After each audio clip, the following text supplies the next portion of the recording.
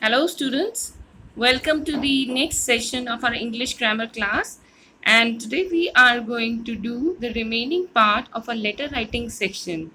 We have already discussed one form of letter, and that is informal letter.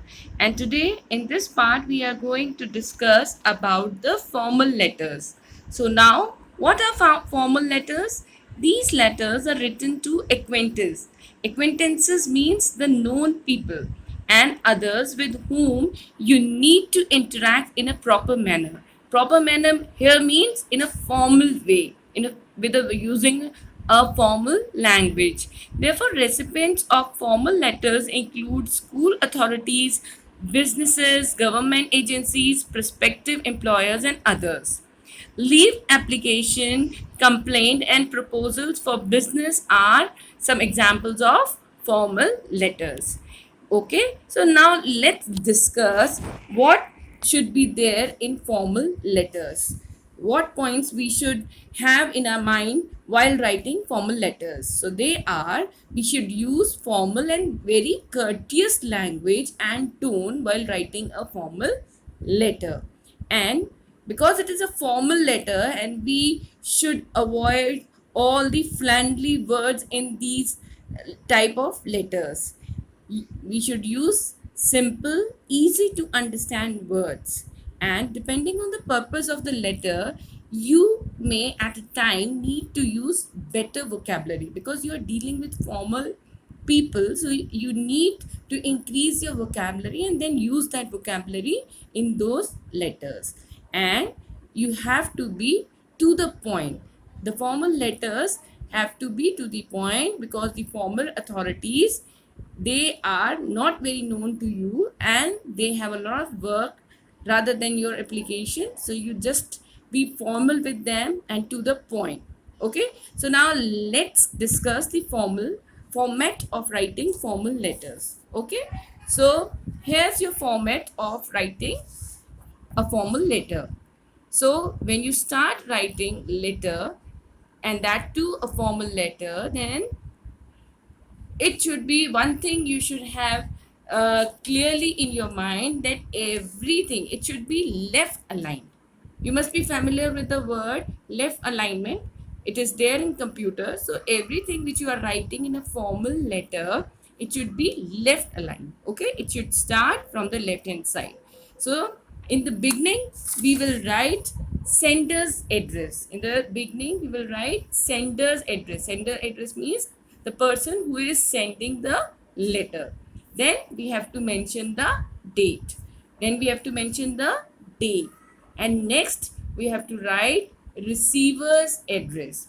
And date should be in a proper manner. That is, you will mention the date, for example 13, and then you will mention the month in words, that is JAN, or you can write the full spelling, or you will write JAN, and then you will mention the year, that is 2020, 2021. So in this proper manner you have to write the date, and then you have to write receiver's address. Okay, receiver is the person who will receive your letter. Okay, to whom you are writing your letter is the receiver. Then you have to write the salutation. Salutation, as you can hear this word salutation, so don't you think it refer to words like salute? Means we have to use certain words which will pay respect to the receiver. Okay, like informal letter, what salutation we can use sir, madam, or we can also use respected sir, respected manner, and sometimes we can also use dear sir or dear ma'am. And dear is not at all an informal word, it is used in formal letters also. Okay, so any salutation of your choice, but it should be formal, can be used. Then you have to write the subject. And This is not present in the informal letter, but in formal letter, because you have to be very precise to the point, so you have to mention the subject so that the receiver or the authority can just go through the subject and can decide what is there in the whole letter. Okay. Now after the subject, for example, you are writing an application, then you will write application for leave, for sick leave, application for leave for marriage, application for changing bus facility. So this type of subject you can write according to the topic of your letter. Okay. Then you have to write the body of the letter. Now body of the letter is, it means the content. Okay, the content, the information, the thing which you want to convey to the reader or to the receiver is to be written in the part body of the letter. Then after writing the letter, then you will give thanks also, so you will write thanking you. Okay. And after thanking you, you will write yours faithfully or sincerely or obediently. Okay. And there is a slight difference between using faithfully and sincerely, and that is, faithfully can be used for people who are acquainted to you as well as the people who are not very familiar to you.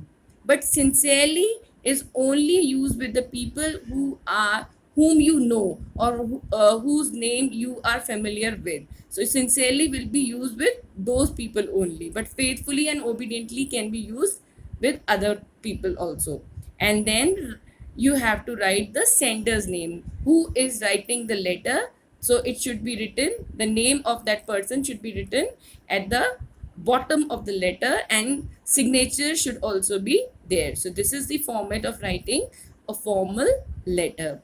And now a very common example of formal letter which we use in our day-to-day life as a student is application. So application is also a form of formal letter, and many students make many mistakes while writing that little application. So let us discuss the format of writing application also. So let's discuss the format, and this is your format for application. So at the top you will write application, or if you are having any particular topic like sick application, sick leave application. Okay. And then you will write to, then next, because the authority or the receiver is the principal or the headmaster, then you will write the principal or the headmaster. And very common mistake made by many students is that they write the spelling of principal absolutely wrong, and that is they write principle. That is incorrect. The correct spelling of principal is principal. Okay. So please don't repeat this mistake. Now after writing the principal, you will write the name of the school. Okay. I have here written your school name, means if you belong to Colonel Brightland, then you will write Colonel Brightland. If you belong to Andrews, then you will write that name. So here the name of the school should be mentioned, and below the name you will write the name of the city. For example, you are living in Agra, so you will write Agra. Okay. Then the date of writing that application will be mentioned just below the name of the school. And then, as it is a formal letter, then you have to mention the subject also. And if you are writing sick leave, then you will write sick leave application, so that the principal could just by going through the subject make out that this application is about sick leave. Okay. Then you have to write salutation. Okay. And salutation should salutation, what you will write salutation, respected sir oblique ma'am. And then what will you write? With due respect, you can write with due respect, or you can also write I want to say that, or you can also write I beg to say that. So these words can be used in the starting of your sentences. And at the end you will write thanking you. At the end you will write thanking you, and then you will write your sincerely, or you can write faithfully or obediently. Then you have to write your name, okay, and your signature should also be there. So this is the format of writing an application, okay. And let me make myself clear that here uh, the salutation, it should come above the subject, okay. Here I have written there is a little bit of mistake.